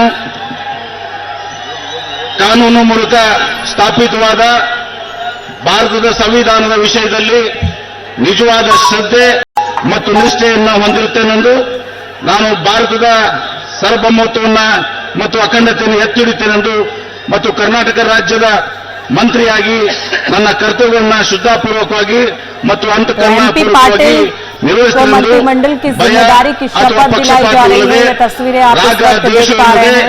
ಎಲ್ಲ ಬಗೆಯ ಜನರಿಗೆ ಸಂವಿಧಾನಕ್ಕೆ ಮತ್ತು ಕಾನೂನಿಗೆ ಅನುಸಾರವಾಗಿ ನ್ಯಾಯಯುತತೆ ಮಾಡ್ತೇನೆಂದು ದೇವರ ಹೆಸರಲ್ಲಿ ಪ್ರಮಾಣ ಮಾಡ್ತೇನೆ, ಶ್ರದ್ಧಾಪೂರ್ವಕವಾಗಿ ದೃಢೀಕರಣ ಮಾಡ್ತೇನೆ। भी शपथ लेते हुए नजर आ रहे हैं। कर्नाटक में आज सिद्धरामैया सीएम और डीके शिवकुमार को सीएम पद की शपथ दिलाई गई। इसके अलावा कैबिनेट मंत्री की भी शपथ दिलाई जा रही है। इनमें डॉक्टर जी परमेश्वर, के.जे. जॉर्ज, के.एच. पुनियप्पा, सतीश जरकीहोली, जमीर अहमद, देश पांडे और रामलिंगा रेड्डी, बी.के. हरिप्रसाद और एम.बी. पाटिल के नाम शामिल हैं, जिन्हें एक एक कर मंत्रिमंडल की जिम्मेदारी सौंपी जा रही है।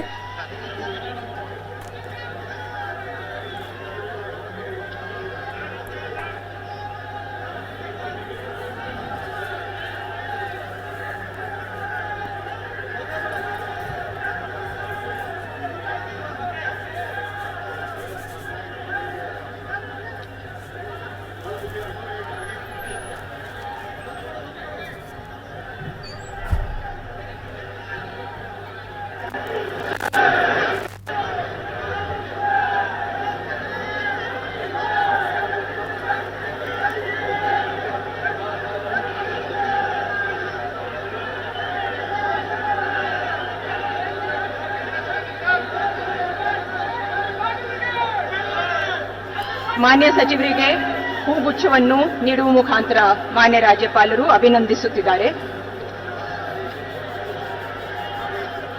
तो एम.बी. पाटिल का नाम भी मंत्रिमंडल की जिम्मेदारी सौंपी गई है।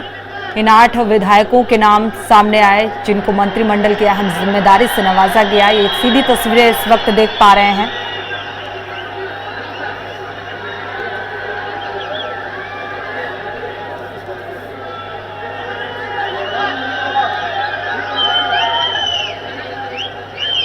ಶ್ರೀ ಸತೀಶ್ ಜಾರಕಿಹೊಳಿ ಇವರನ್ನು ಸಂಪುಟ ದರ್ಜೆ सचिवरागी सतीश जरकीहोली का भी नाम सामने आ रहा है। तो ये वो 8 विधायक थे जिन्हें अब मंत्रिमंडल की यानी कि कैबिनेट मंत्री की जिम्मेदारी सौंपी जा रही है। तो एक एक कर ये प्रक्रिया पूरी की जा रही है। ನಾನು ಸತೀಶ್ ಜಾರಕಿಹೊಳಿ ಎಂಬ ಹೆಸರಿನ ನಾನು ಕಾನೂನಿನ ಮೂಲಕ ಸ್ಥಾಪಿತವಾದ ಭಾರತ ಸಂವಿಧಾನ ವಿಷಯದಲ್ಲಿ ನಿಜವಾದ ಶ್ರದ್ಧೆ ಮತ್ತು ನಿಷ್ಠೆಯನ್ನು ಹೊಂದಿರುತ್ತೇನೆಂದು ನಾನು ಭಾರತ ಸಾರ್ವಭೌಮತ್ವವನ್ನು ಮತ್ತು ಅಖಂಡತೆಯನ್ನು ಎತ್ತಿ ಹಿಡಿತೇನೆಂದು ಮತ್ತು ಕರ್ನಾಟಕ ರಾಜ್ಯದ ಮಂತ್ರಿಯಾಗಿ ನನ್ನ ಕರ್ತವ್ಯಗಳನ್ನು ಶ್ರದ್ಧಾಪೂರ್ವಕವಾಗಿ ಮತ್ತು ಅಂತಃಕರಣಪೂರ್ವಕವಾಗಿ ನಿರ್ವಹಿಸುತ್ತೇನೆಂದು ಭಯ ಮತ್ತು ಪಕ್ಷಪಾತವಿಲ್ಲದೆ ರಾಗದ್ವೇಷವಿಲ್ಲದೆ ಎಂಬ ಬಗೆಯ ಜನರಿಗೆ ಸಂವಿಧಾನಕ್ಕೆ ಮತ್ತು ಕಾನೂನಿಗೆ ಅನುಸಾರವಾಗಿ ನ್ಯಾಯವಾದನ್ನು ಮಾಡ್ತೀನಿ ಎಂದು ಬುದ್ಧ ಬಸವ ಅಂಬೇಡ್ಕರ್ ಹೆಸರಿನ ಮೇಲೆ ಪ್ರಮಾಣ ಮಾಡ್ತೀನಿ ಎಂದು ಶ್ರದ್ಧಾಪೂರ್ವಕವಾಗಿ ದೃಢೀಕರಣ ಮಾಡುತ್ತೇನೆ. ನಾನು ಸತೀಶ್ ಜಾರಕಿಹೊಳಿ ಎಂಬ ಹೆಸರಿನ ನಾನು ಕರ್ನಾಟಕ ರಾಜ್ಯದ ಮಂತ್ರಿಯಾಗಿ ನನ್ನ ಪರ್ಯಾಲೋಚನೆಗೆ ತರಲಾಗುವ ಅಥವಾ ನನಗೆ ತಿಳಿದು ಬರುವ ಯಾವುದೇ ವಿಷಯವನ್ನು ರಾಜ್ಯದ ಮಂತ್ರಿಯಾಗಿ ನನ್ನ ಕರ್ತವ್ಯಗಳ ಯುಕ್ತಿ ನಿರ್ವಹಣೆಗೆ ಅಗತ್ಯವಾಗಬಹುದಾದ ಸಂದರ್ಭದಲ್ಲೆಲ್ಲ ಅನ್ಯಥಾ ಯಾರೇ ವ್ಯಕ್ತಿಗೆ ಮತ್ತು ವ್ಯಕ್ತಿಗಳಿಗೆ ಪ್ರತ್ಯೇಕವಾಗಿ ಪರೋಕ್ಷವಾಗಿ ತಿಳಿಸುವುದಿಲ್ಲ ಅಥವಾ ಬಹಿರಂಗಪಡಿಸಲೆಂದು ಬುದ್ಧ ಬಸವ ಹೆಸರಿನಲ್ಲಿ ಪ್ರಮಾಣ ಮಾಡ್ತೇನೆ ಎಂದು ಶ್ರದ್ಧಾಪೂರ್ವಕವಾಗಿ ದೃಢೀಕರಣ ಮಾಡುತ್ತೇನೆ.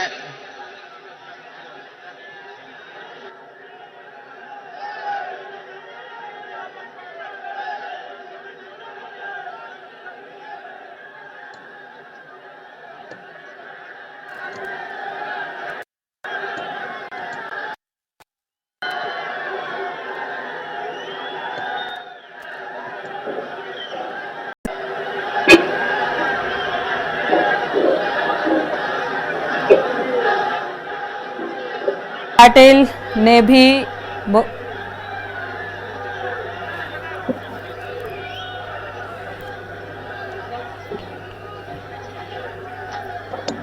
तो एक एक कर ये 8 विधायकों को कैबिनेट मंत्री, केंद्रीय मंत्री पद की जिम्मेदारी, मंत्रिमंडल मान्य राज्यपालರು ಮತ್ತೆ ಅಭಿನಂದನೆ ಸಲ್ಲಿಸುತ್ತಿದ್ದಾರೆ.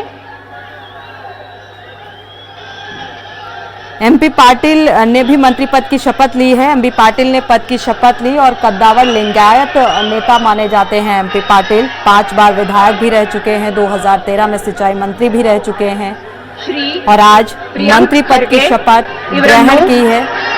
और सिद्धरामैया के बेहद ये करीबी भी माने जाते हैं. ಆಹ್ವಾನಿಸುತ್ತೇನೆ.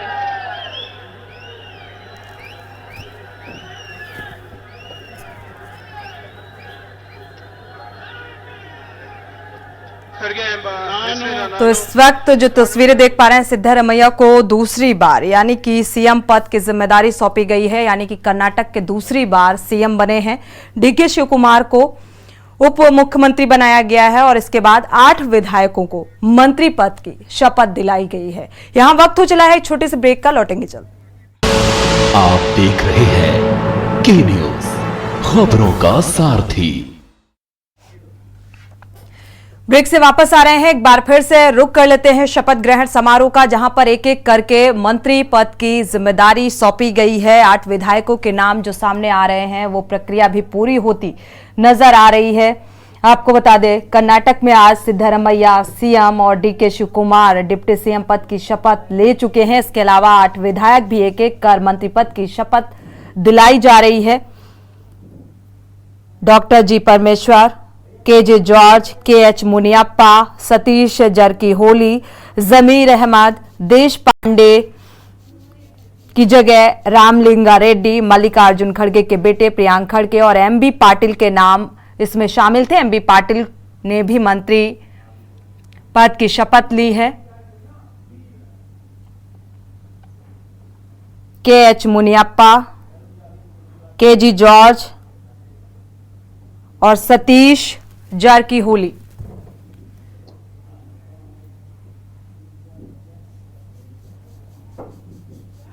तो एक एक कर मंत्री पद की शपथ ग्रहण करते हुए ये तस्वीरें इस वक्त नजर आ रही हैं.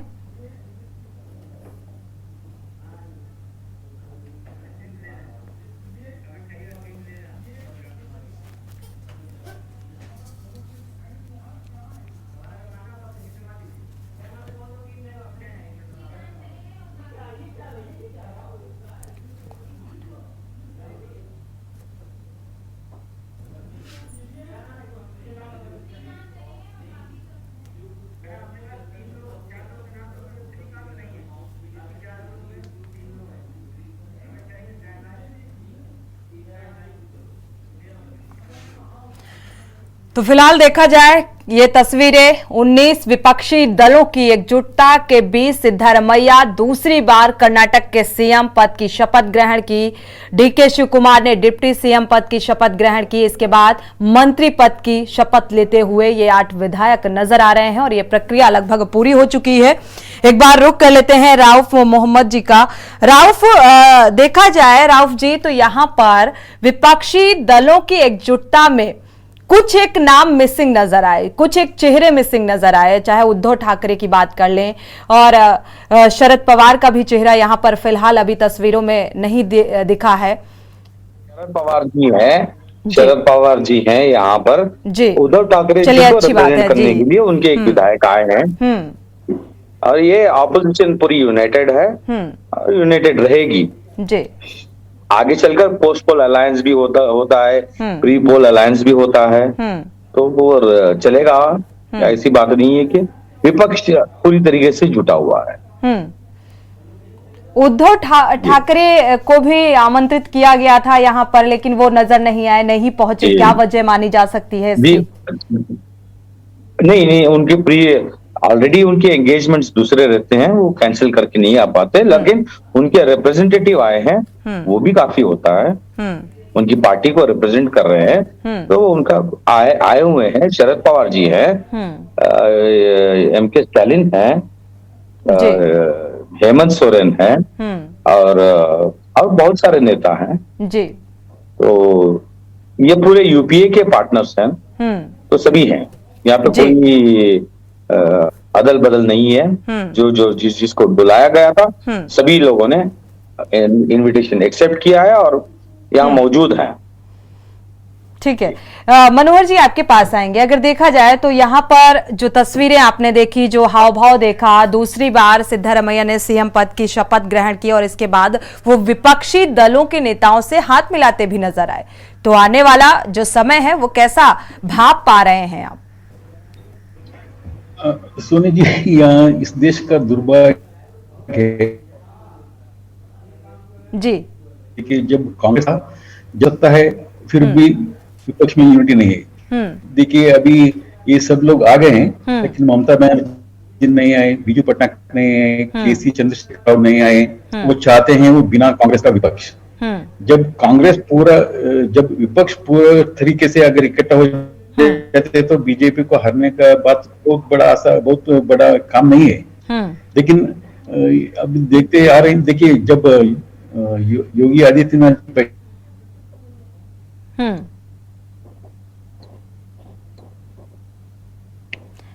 अनम्यूट करिएगा सर, आपकी आवाज ब्रेक हो रही है। जी सुन पा रहे हैं। जीतकर बीएसपी और कांग्रेस और आरजेडी अगर सब मिला के अगर बात अलग हो जाती है, बीजेपी हार जाती थी, लेकिन अभी भी विपक्ष यूनिटी होना चाहिए, लेकिन जिस तरह से होना उस तरह से नहीं हो रहा है। शायद वो अफसोस की बात है। बिल्कुल।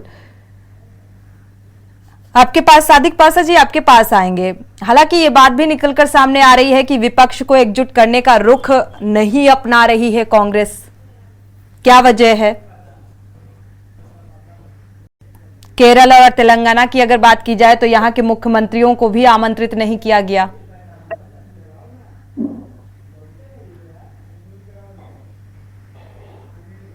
अनम्यूट करिएगा सर।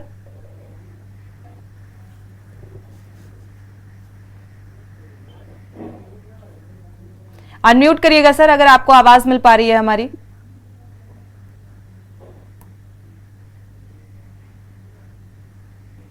चलिए, मुझे लग रहा है आवाज नहीं पहुंच पा रही है तकनीकी खामी के चलते। एक बार फिर से राउफ जी का रुख कर लेते हैं। राउफ मोहम्मद जी जुड़े हुए हैं, राजनीतिक विश्लेषक हैं, लगातार हमारे साथ अपनी जानकारी साझा कर रहे हैं।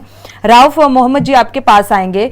विपक्ष को एकजुट करने का रुख नहीं अपना रही है कांग्रेस, ऐसी भी बात निकलकर सामने आ रही है। केरल और तेलंगाना के मुख्यमंत्री को भी आमंत्रित नहीं किया गया क्योंकि तेलंगाना में दिसंबर में चुनाव भी होने हैं।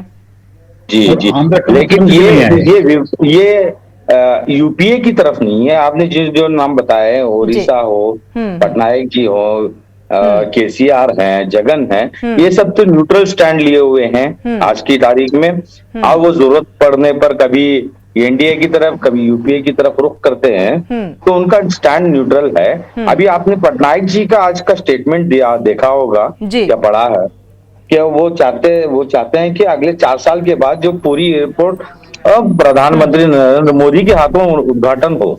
तो इसका ये मतलब बनता है, आप जान सकते हैं ना, इसका ये मतलब है कि वो चाहते हैं कि 2024 के बाद भी प्रधानमंत्री नरेंद्र मोदी रहे। तो ये अब उनको बुलाने का कोई मकसद नहीं बनता ना।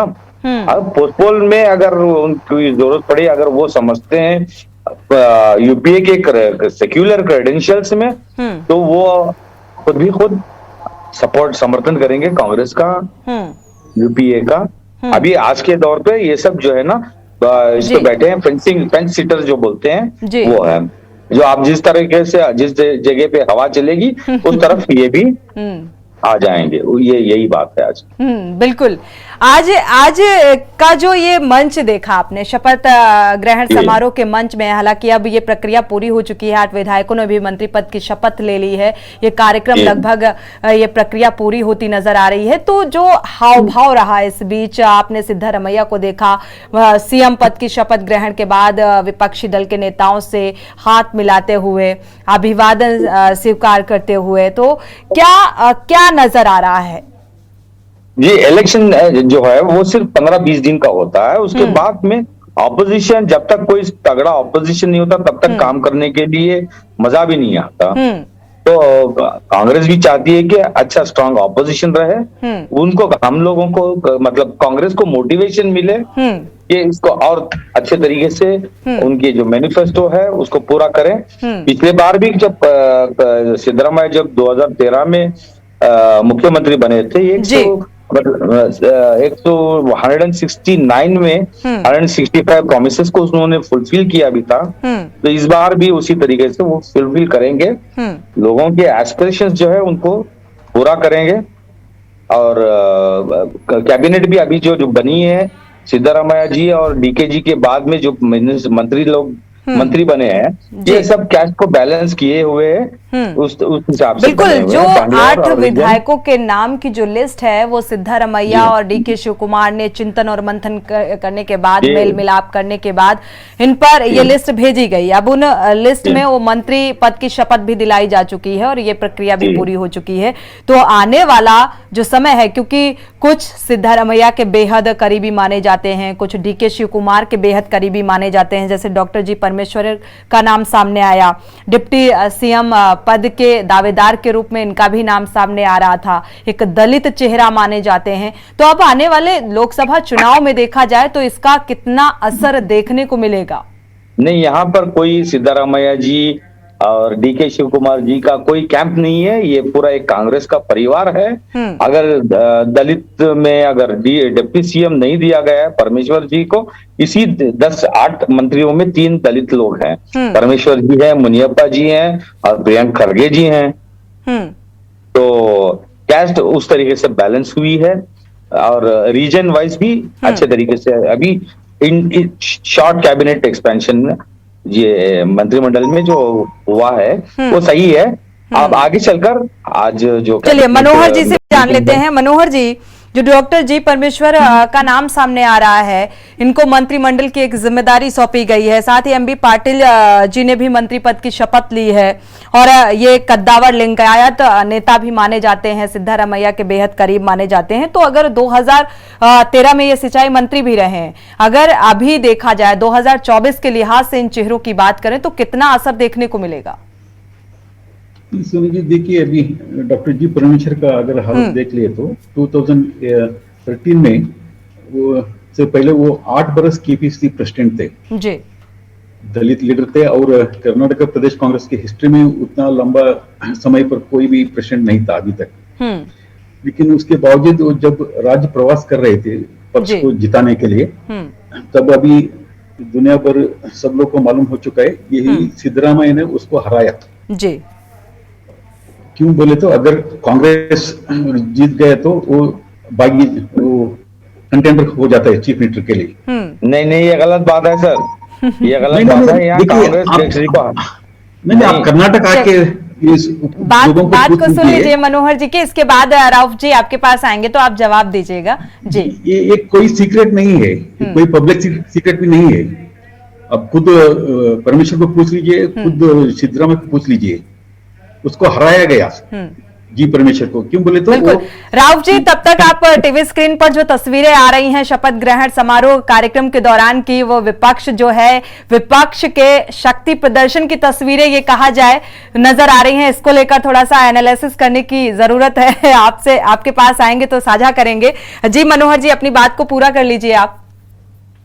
वो 2013 में ही चीफ मिनिस्टर कंटेंडर था, लेकिन वो हार गए, इसलिए सिद्धरामैया बनना पड़ेगा। अभी इस बार भी देखिए कि दलितों में भी अगर यूनिटी हो सकते थे तो जरूर जी परमेश्वर कंटेंट कर सकते थे, खरगे जी चीफ मिनिस्टर बन सकते थे जी। लेकिन ये असर्ट नहीं करते हैं और वोकल नहीं होते हैं।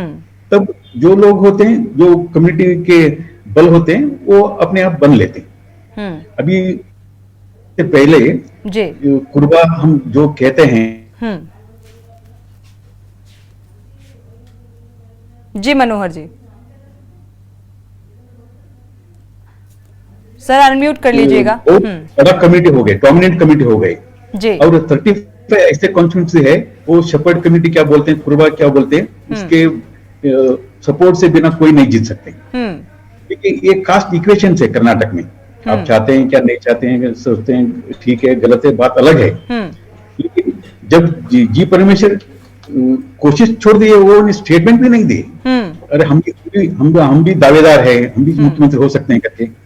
कोई आप घर को आके कोई मुख्यमंत्री नहीं बनाएंगे ना, कोई पार्टी में, लेकिन कम से कम ये पुकार सकते थे, बोल सकते थे, कुछ आवाज कर सकते थे कि हम भी मुख्यमंत्री होने वाले हैं करके, लेकिन ऐसे कुछ नहीं हो। लेकिन अभी जो मिनिस्ट्री बन चुके हैं उसमें 4 है SC ST के लिए जी, और एक क्रिश्चियन है और एक लिंगायत है और रेड्डी कम्युनिटी का एक है और एक मुस्लिम एक है। अभी तो ये शुरुआत है, शायद अभी इसके ऊपर कुछ बहस करना शायद अभी जल्दबाजी हो जा सकता है। चलिए शुरुआती दौर है फिलहाल, तो ये देखने वाली बात है। आपके पास आते हैं राउफ जी, आपके पास आएंगे, वापस लौटेंगे। एक बार रुक कर लेते हैं सादिक पासा जी का, काफी देर से इंतजार कर रहे हैं। सादिक जी आपके पास आएंगे। मंच की जो तस्वीरें आप देख पा रहे हैं, एक साथ विपक्ष का एकजुट होना और ये विपक्ष का शक्ति प्रदर्शन 2024 के लिहाज से आप क्या कुछ देख पा रहे हैं? हो सकता है यहाँ से तहरीर चलेगी यूपीए की जी, ये मजबूती यहाँ से चलेगी, मंच पे दिख रहा है, सारे हैं, चंद जो स्टेट्स के लोग नहीं है, अभी कोशिश करेंगे कि इसे मजबूती करने के लिए। जब ये इलेक्शन चल रहा था, जो अपोजिशन थे और जो दूसरे जो यूपीए के थे, वो सपोर्ट जो जिस तरीके से कांग्रेस को कर रहे थे अंदरूनी, वो अंदाजे से लगता है कि ये मजबूती शुरू हो गई कर्नाटक से 2024 के लिए। अब रहा ये कांग्रेस यहाँ पे जो मैनिफेस्टो जो 5 चीजों के ऊपर इलेक्शन जीत कर है, उसमें अगरचे अभी 1 साल बाकी है 2024 के लिए, उसमें अच्छा रिजल्ट आ गया तो अल्हम्दुलिल्लाह 2024 के लिए आसानी हो जाएगी। इसमें अगरचे कमी पेशी हो गई तो नुकसान हो सकता है। अब जिम्मेदारी जो सिद्धरामैया जी की है कि सबको लेके चलना। यहाँ पे डिप्टी सीएम के लिए हम लोगों ने मुसलमान को डिप्टी सीएम देना बोलकर एक हम लोग आवाज भी उठाई, उस पर कोई तवज्जो नहीं रहा। अब इसमें सिर्फ जमीर अहमद का नाम आ रहा है और यूटी खादर है, दूसरे सीनियर लीडर्स हैं कांग्रेस में, उन्हीं का अभी कुछ ये नहीं है। अब उसके बारे में भी सोचना पड़ेगा। एक सिद्धरामैया जी की बहुत बड़ी जिम्मेदारी होगी कि सबको इक्वल करके साथ में लेके चलना। चलिए ठीक है, आप लोगों का रुख करेंगे, सीधे रुख कर लेते हैं। राहुल गांधी क्या कुछ कह रहे हैं सुनते हैं। तो ये सीधी तस्वीरें शपथ ग्रहण समारोह से इस वक्त राहुल गांधी को आप सुन पा रहे हैं।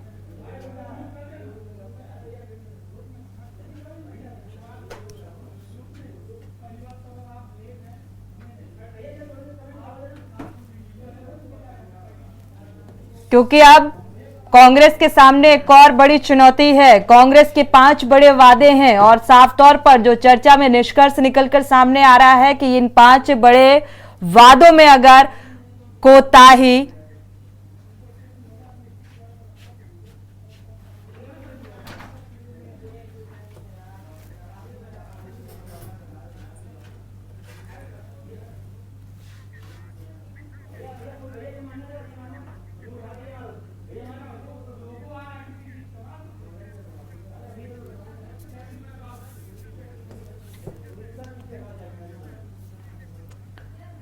ಅಂತೇಳಿ ಇವತ್ತು ಈ ಗೆಲುವಾಗಿದೆ। हमारे पास सच्चाई थी और गरीब लोग थे। ಇವತ್ತು ನಮ್ಮ ಜೊತೆ ಹಿಂದುಳಿದವರು ಬಡವರು ನಿಂತಿದ್ದಾರೆ। बीजेपी के पास धन दौलत पावर पुलिस सारा कुछ था। ಬಿಜೆಪಿ ಅವರ ಹತ್ರ ಆಸ್ತಿ ಅಂತಸ್ತು ಐಶ್ವರ್ಯ ಕಾಸು ಪೊಲೀಸು ಎಲ್ಲ ವ್ಯವಸ್ಥೆಗಳು बीजेपी और अतिरिक्त और उनकी सारी की सारी ताकत को कर्नाटक की जनता ने हरा दिया। आदरे ಇವತ್ತು ಅವರ ಎಲ್ಲ ಪ್ರಯತ್ನಗಳನ್ನ ಕುತಂತ್ರಗಳನ್ನ ಕರ್ನಾಟಕ ರಾಜ್ಯದ ಜನತೆ ಇವತ್ತು ಪರಾಜಿತವಾಗಿ ಮಾಡಿದಿರಾ। उनके भ्रष्टाचार को हरा दिया। उनके भ्रष्टाचार को हरा दिया। ಇವತ್ತು ಅವರ ಒಂದು ಭ್ರಷ್ಟಾಚಾರನ ನೀವು ತಿರಸ್ಕಾರ ಮಾಡಿ ಸೋಲಿಸಿದ್ದೀರಾ। उनकी नफरत को हरा दिया। ಇವತ್ತು ಅವರ ಒಂದು ದ್ವೇಷದ ರಾಜಕಾರಣನ ನೀವು ಸೋಲಿಸಿದ್ದೀರಾ। जैसे हमने यात्रा में कहा था, नफरत को मिटाया, मोहब्बत जीती। ಇವತ್ತು ಕಾಂಗ್ರೆಸ್ ಪಕ್ಷ ಒಂದು ಸ್ಪಷ್ಟವಾದಂತ ಸಂದೇಶ ಕೊಟ್ಟಿದೆ, ದ್ವೇಷನ ಮುಗಿಸಿ ಪ್ರೀತಿನ ಹರಡಿಸಿ ಅಂತ ಒಂದು नफरत के बाजार में कर्नाटक ने लाखों मोहब्बत की दुकानें खोली हैं। ಇವತ್ತು ಈ ಒಂದು ದ್ವೇಷನ ಮುಗಿಸೋದ್ರಲ್ಲಿ ಲಕ್ಷಾಂತರ ಸಂಖ್ಯೆಯಲ್ಲಿ ಕರ್ನಾಟಕದವರು ತಾವೆಲ್ಲ ಕೂಡ ಶ್ರಮ ಹಾಕಿದ್ದೀರಾ। पिछले 5 साल आपने भ्रष्टाचार सहा। ಕಳೆದ 5 ವರ್ಷದಿಂದ ನೀವು ಭ್ರಷ್ಟಾಚಾರನ ನೋಡಿದ್ದೀರಾ। हमने आपसे 5 वायदे किए थे।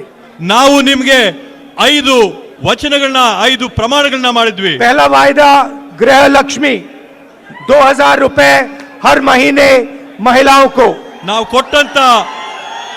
ಕೊಟ್ಟಂತ ಮೊದಲನೇ ಆಶ್ವಾಸನೆ ಗೃಹಲಕ್ಷ್ಮಿ ಪ್ರತಿಯೊಂದು ಹೆಣ್ಮಗು ಕೂಡ 7,000 ರೂಪಾಯಿ ಅಂತ। दूसरा वायदा गृह ज्योति 200 यूनिट बिजली मुफ्त में।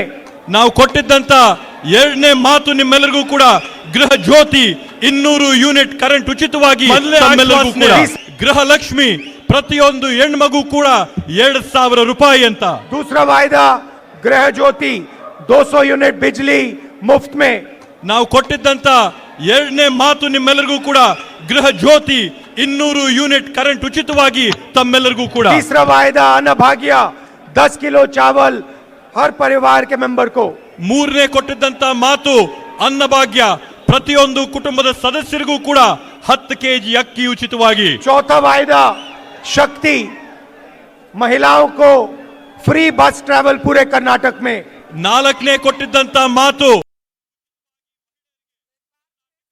राहुल गांधी ने अपने भाषण में जिक्र किया कि एक बार फिर से नफरत हार गई और मोहब्बत जीत गई। इसी बात से शुरुआत की और उन्होंने कहा, हमारे पास सच्चाई थी, गरीब जनता थी, बीजेपी के पास सब कुछ था, फिर भी कर्नाटक की जनता ने उन्हें नकार दिया। आप सभी मेहमानों का इस चर्चा में शामिल होने के लिए बहुत बहुत शुक्रिया। यहां रुकेंगे एक छोटे से ब्रेक के लिए।